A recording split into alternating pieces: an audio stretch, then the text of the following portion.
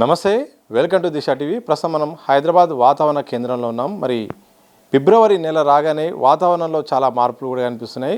చలితో పాటు అనుకోకుండా విపరీతమైన ఎండలు కూడా కనిపిస్తున్నాయి. అంటే మరి ఈ సందర్భంలో వచ్చే రోజుల్లో ఎండలు ఎలా ఉండబోతున్నాయి, అలాగే వేసవికాల పరిస్థితులు ఇప్పుడే కొనసాగడానికి గల కారణం ఏంటి, సడన్గా గల మార్పులు ఏంటి, వాతావరణ పరిస్థితులు, మరిన్ని అప్డేట్స్ కూడా తెలుసుకున్నాం. మనతో పాటు వాతావరణ శాఖ సీనియర్ అధికారి శ్రీనివాస్ గారు ఉన్నారు. సార్, ముందుగా ఒకవైపు చలి, మళ్ళీ ఒక్కసారిగా మొత్తం ఎండలు ఒక్కసారి పెరిగిపోతున్నాయి. అమాంతం పెరిగిపోవడం గల కారణాలు ఏంటి?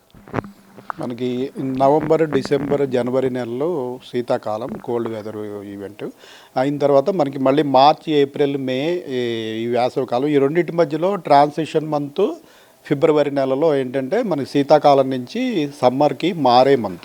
సో ఈ మంత్లో ఏమవుతుందంటే మనకి విండ్ ప్యాటర్న్స్లో చేంజ్ వస్తాయి. అట్లాగే టెంపరేచర్స్ కూడా మనకి ఈ వింటర్ టెంపరేచర్స్ నుంచి గ్రాడ్యువల్గా సమ్మర్ టెంపరేచర్ల దిశగా మనకి మ్యాక్సిమం టెంపరేచరు, మినిమం టెంపరేచరు కూడా మారుతూ ఉంటుంది.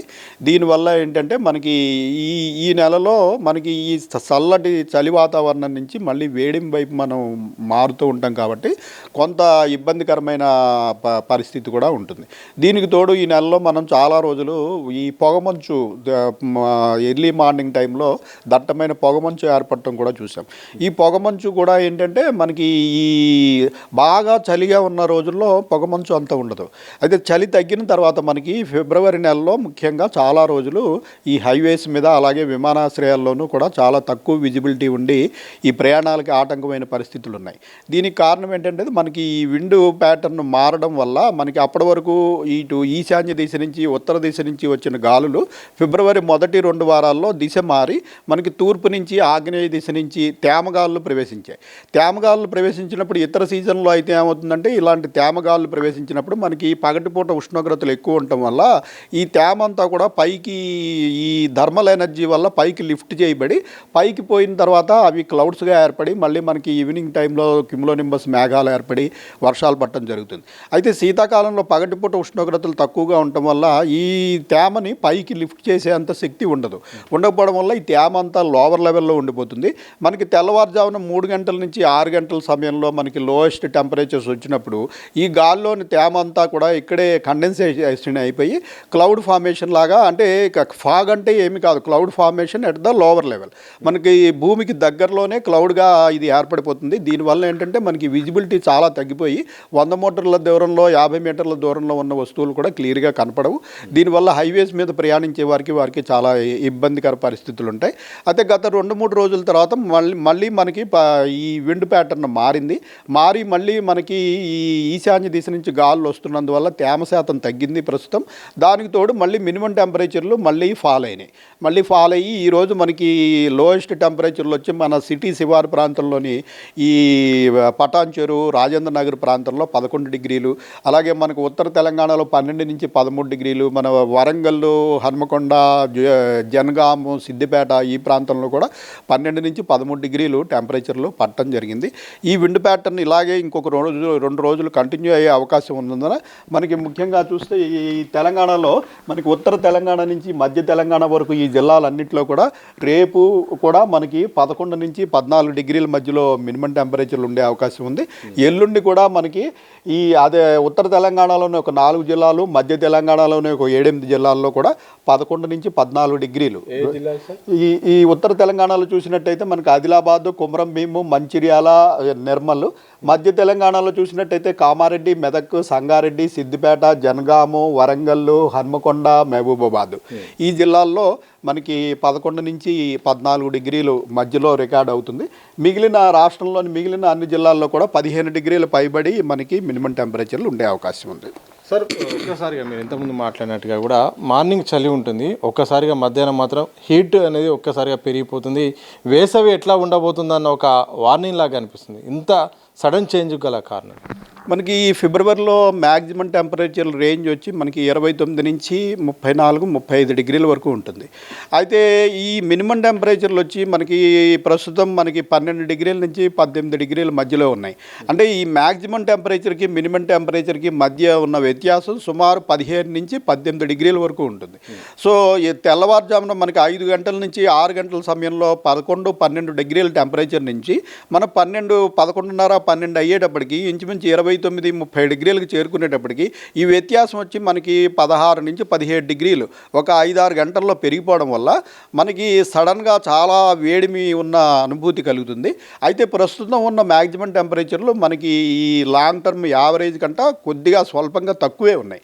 ఒక్క ఖమ్మం జిల్లాలో మటుకు నిన్న 34 డిగ్రీలు రికార్డ్ అయింది. కానీ రాష్ట్రంలోని మిగిలిన అన్ని జిల్లాల్లో ప్రస్తుతం 29 నుంచి 31 డిగ్రీల మధ్యలోనే ఈ టెంపరేచర్లు రికార్డ్ అవ్వడం సార్. ఇప్పుడున్న టెంపరేచర్ లెక్కలు కనుక చూస్తే మాత్రం భవిష్యత్తులో వచ్చే సమ్మర్లో ఏ రకంగా వాతావరణం ఉండే అవకాశం ఉంది, దాని పట్ల ఏమైనా మీ దగ్గర ఏమైనా అంచనా సంబంధించిన లెక్కలు ఉన్నాయి?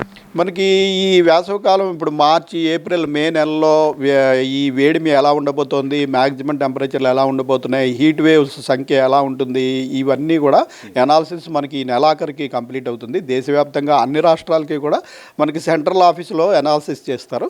ఢిల్లీ నుంచి ఈ యొక్క విశ్లేషణ మనకి ఈ నెలాఖరికి చేరుకుంటుంది. మార్చి 1వ తేదీ నాడు మనం దీన్ని విడుదల చేయడం జరుగుతుంది. సార్, ఒకసారిగా ఒక్క సంవత్సరం తర్వాత ఇంకొక సంవత్సరం ఈ యొక్క హీట్ వేవ్ అయితే మాత్రం పెరిగిపోతూ ఉంది, ఉష్ణోగ్రతలు కూడా పెరిగిపోతున్నాయి. ఎందుకు దీనికి గల కారణాలు ఏంటి? మీకున్న అంచనా ప్రకారం ఏం జరుగుతుంది?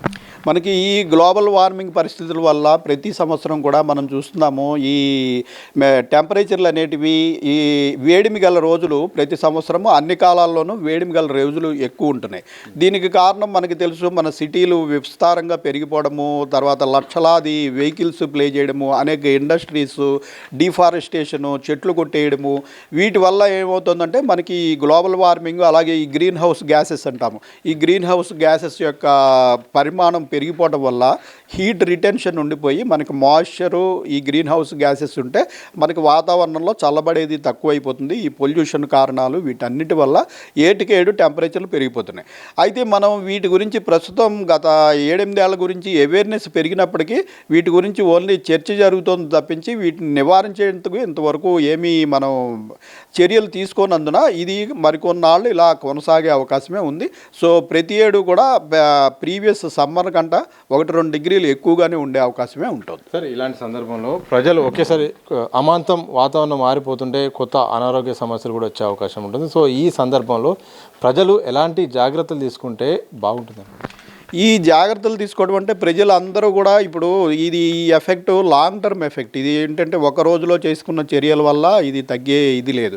దీనికి ఏంటంటే మన వెహికల్స్ సంఖ్య తగ్గించుకోవాలి, పబ్లిక్ ట్రాన్స్పోర్ట్ ఎక్కువ యూజ్ చేయాలి. ప్రైవేట్ ట్రాన్స్పోర్ట్ ఒక కారులో ఒకరు తిరిగే బదులు ఈ పొల్యూషన్ నివారించడానికి అటువంటి చర్యలు, అలాగే ప్రతి వారు కూడా వారి ఆవరణలో 1-2 చెట్లు పెంచుకోవడము, గ్రీనరీని పెంచుకోవడము, సిటీలు కూడా ఒకే చోట విస్తారంగా ఇలా టవర్స్ 30 ఫ్లోర్లు 40 ఫ్లోర్లు కట్టుకుని ఒకే చోట జనసాంద్రత పెరిగిపోకుండా సిటీస్ కూడా శాటిలైట్ టౌన్స్ కింద విస్తరించి కొంచెం మన జనసమ్మర్దం తగ్గించుకోవడం ద్వారా ఇటువంటి చర్యలన్నీ తీసుకున్నట్టయితే, అలాగే ఈ రెయిన్ వాటర్ను కూడా వేస్ట్గా డ్రైన్స్లోకి వదలకుండా వాటన్నిటిని మళ్ళీ హార్వెస్ట్ చేసుకుని రెయిన్ వాటర్ సోకింగ్ పిట్స్ ఇటువంటివి పెట్టుకోవడం వల్ల వాటర్ రిటెన్షను, అట్లాగే ఈ పొల్యూషన్ని కూడా కొంతవరకు తగ్గించుకోవడం ద్వారా ఇటువంటి చర్యలు మొదలు పెడితే కొన్ని సంవత్సరాలకి మళ్ళీ మనం నెమ్మదిగా ఈ టెంపరేచర్లో నార్మల్ స్థాయికి చేరుకోవడం అనేది చూసే అవకాశం ఉంది. సార్, విపరీతమైన ఎండలు ఉన్నప్పుడు సడన్గా వర్షాలు వచ్చే అవకాశం చాలా సందర్భాలు కనిపిస్తుంది. ఈ మధ్యకాలంలో అలాంటి ఏమైనా సూచనలు కనిపిస్తున్నాయి? మనకి ఈ వేసవికాలంలో ఇటువంటి పరిణామం సర్వసాధారణం అండి. ఎందుకంటే వేసవికాలంలో మనకి టెంపరేచర్లు 35 నుంచి 40 డిగ్రీల వరకు పెరిగిపోయినప్పుడు ఇలా మనకి విండ్ డైరెక్షన్లో చేంజ్ వచ్చి మనకి తూర్పు దిశ నుంచి అలాగే ఆగ్నేయ దిశ నుంచి గాలులు వచ్చినట్టయితే ఇవి మనకి బంగాళా సముద్ర ప్రాంతం నుంచి తేమగాలులు మన మీదకి ప్రవేశిస్తాయి. సో ఇలాంటి పరిణామాలు మనకి వేసవి కాలంలో ప్రతి వారం రోజులకి కూడా జరుగుతుంటాయి. ఇలా తేమగాలు ప్రవేశించినప్పుడు ఇక్కడ హీట్ ఎక్కువ ఉండటం వల్ల ఈ కింద నుంచి ఉన్న హీట్ వల్ల ఈ వేడిగాళ్ళు అనేటివి ఈ తేమనంతా పైకి తీసిపోయి సాయంత్రం సమయం అయ్యేటప్పటికి మనకి క్యూములోనింబస్ మేఘాలు ఏర్పడి ఉన్నట్టుండి ఈదురుగాలులు, భారీ వర్షము ఇటువంటివి పరిణామాలు మనకి మార్చి నెల నుంచి అడపాదడప ప్రతి వారానికి 1, 10 రోజులకు 1 చొప్పున అట్లా వస్తూనే ఉంటాయి. సార్, చివరి చెప్పండి సార్, హైయెస్ట్ నెక్స్ట్గా ఎక్కువగా ఏ జిల్లాలో ఉష్ణోగ్రతలు నమోదయ్యాయి, అత్యల్పంగా కూడా ఎక్కడ నమోదవుతున్నాయి? మనకి ప్రస్తుతం మన రాష్ట్రంలో చూసుకున్నట్టయితే ఇటు ఆదిలాబాదు జిల్లాలో ఎక్స్ట్రీమ్స్ ఉంటాయి. అలాగే మనకి తూర్పు జిల్లాలు అయినటువంటి ఇటు ఖమ్మము, భద్రాద్రి కొత్తగూడెం ప్రాంతంలో మనకి టెంపరేచర్లు ఎక్కువగా హై టెంపరేచర్స్ రికార్డ్ అవుతుంటాయి. లోయెస్ట్ టెంపరేచర్లు ఇప్పుడు ఆదిలాబాద్లో ఏంటంటే మ్యాక్సిమం టెంపరేచరు ఎక్కువే ఉంటుంది వేసవికాలంలో, అలాగే శీతాకాలంలో చలి కూడా ఎక్కువే ఉంటుంది, అది ఫారెస్ట్ ఏరియా కాబట్టి. మనకి ఇటు ఖమ్మం భద్రాచలంలో ఏంటంటే ఆ గనులు అటువంటివి ఉండటం వల్ల ఆ ప్రాంతంలో టెంపరేచర్ ఎక్కువగా తగ్గదు. ప్లస్ గోదావరి పరివాహక ప్రాంతం అయినందువల్ల మాయిశ్చర్ కూడా ఎక్కువ ఉంటుంది, దీనివల్ల చలి కూడా అక్కడ ఎక్కువ ఉండదు. అక్కడ ఏంటంటే ఓన్లీ మ్యాక్సిమం టెంపరేచర్లు మటుకు ఎక్కువ ఉంటాయి. మనకి మధ్య తెలంగాణ అలాగే హైదరాబాద్లో ఏంటంటే మనకి సమమైన వాతావరణం ఉంటుంది. ఇటు ఉత్తర తెలంగాణలోనూ అలాగే తూర్పు తెలంగాణలోనూ మనకి ఈ ఎక్స్ట్రీమ్స్ అనేవి ఎక్కువగా ఉంటాయి జనరల్గా. Thank you very much sir. ఇది మొత్తంగా తెలంగాణ రాష్ట్రంలో ప్రధానంగా వాతావరణ అప్డేట్. ఇక ఫిబ్రవరిలో సర్వసాధారణంగా ఇలాగే ఉంటుంది. ఒకేసారి అంటే ఉదయం నుండి మధ్యాహ్నం వరకు ఒక్కసారిగా దాదాపు 15 డిగ్రీల ఉష్ణోగ్రతలు ఒక్కసారిగా మారడంతో ఈ యొక్క మార్పు కనిపిస్తుంది తప్ప ఇంకా పూర్తి స్థాయిలో వేసవికాల పరిస్థితి రాలేదు. ఇక వచ్చే 3 నెలల అప్డేట్ అయితే మాత్రం ఎలా ఉందనో మాత్రం మార్చి నెలలో తప్పకుండా చెప్తాము. దాంతోపాటు అత్యల్పంగా ఎక్కువగా అత్యధికంగా కూడా ఆదిలాబాద్లో అలాగే ఖమ్మంలో ఉష్ణోగ్రత అయితే నమోదవుతుంది. ఇక అడవి ప్రాంతం ఉండడం వల్ల ఆదిలాబాద్లో కూడా అత్యల్పంగా కూడా అక్కడ నమోదైన పరిస్థితి కనిపిస్తుంది. ఏదేమైనప్పటికీ కూడా పర్యావరణంలో జరుగుతున్న మార్పులు, చెట్లు కొట్టేయడము, అలాగే ఎక్కువగా బిల్డింగ్లు కట్టడం, ఇక ఈ యొక్క నీళ్ళు అనేది ఎక్కువగా కూడా భూగర్భ జలాలు కూడా తక్కువగా ఉండడం వల్ల కూడా రాను రాను వాతావరణంలో మార్పులు వస్తున్నాయి. నిజంగా ఇంటికి చెట్లు పెంచడం ద్వారా, సరైన పర్యావరణం పైన అవగాహన ఉండడం ద్వారా మాత్రం ఉష్ణోగ్రతలు అదుపులో చేసుకుని పర్యావరణాన్ని కూడా మంచి ఉండే అవకాశం ఉన్నట్టు కూడా వాతావరణ శాఖ సీనియర్ అధికారి శ్రీనివాస్ గారు చెప్తున్న సందర్భం కనిపిస్తుంది. కెనపసం వంశీతో సతీష్, దిశ టీవీ, హైదరాబాద్.